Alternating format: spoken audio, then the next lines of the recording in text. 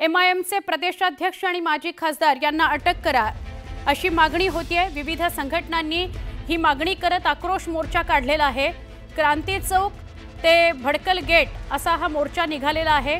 इम्तियाज जलील यांना आठवडाभरापूर्वी घेतलेल्या प्रेसमध्ये दलित समाजाचा अपमान केला असा आरोप संघटनांनी केलेला आहे। त्यामुळे जलील यांच्यावर अॅट्रॉसिटी नुसार गुन्हा दाखल करावा आणि गुन्हा दाखल होऊनही त्यांना अटक होत नाही म्हणून हा आक्रोश मोर्चा काढला आहे। मोर्चामध्ये पोलिसांचा मोठा बंदोबस्त आहे।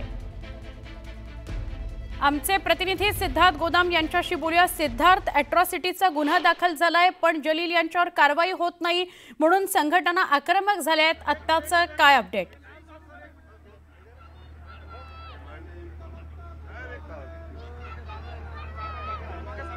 सिद्धार्थ, आवाज येतोय तुम्हाला?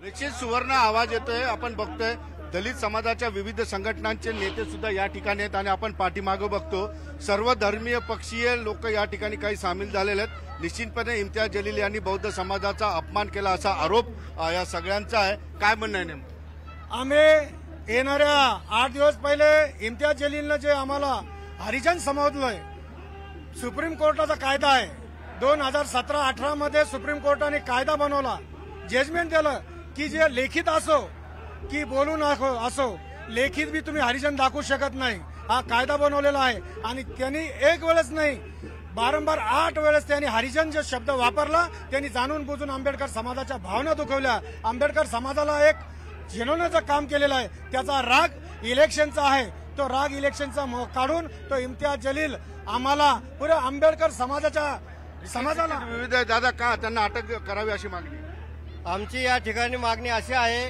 की इम्तियाज जलील यांनी जो हरिजन शब्द वापरला, आमच्या भूमिसैनिकांच्या भावना दुखावलेल्या आहेत, त्यांना त्वरित अटक करण्यात यावी आणि तडीपार करण्यात यावी या शहरातून।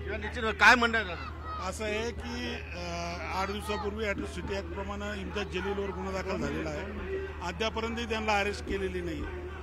आमची हीच मोर्चाच्या माध्यमातून मागणी आहे की इम्तियाज जलीलला जर अरेस्ट झाली नाही, याच्या मोठ्या ताकदीने आम्ही रस्त्यावर उतरू आणि सरकार याला जबाबदार राहील। दलित संघटनांचं म्हणणं की इम्तियाज जलील बौद्ध धर्माच्या विरोधात काम करतात। ही एकदम खरी गोष्ट आहे की इम्तियाज जलील यांनी बौद्धांच्या भावना दुखावल्या आणि दलितांना हरिजन समजला आणि हरिजन म्हणजे हा बोलणं म्हणजे हा गुन्हा आहे आणि बाबासाहेब आंबेडकरांनी हा कायदा तयार केलेला आहे म्हणून त्याच्या विरोधात इम्तियाज जलीलने भावना दुखावल्या म्हणून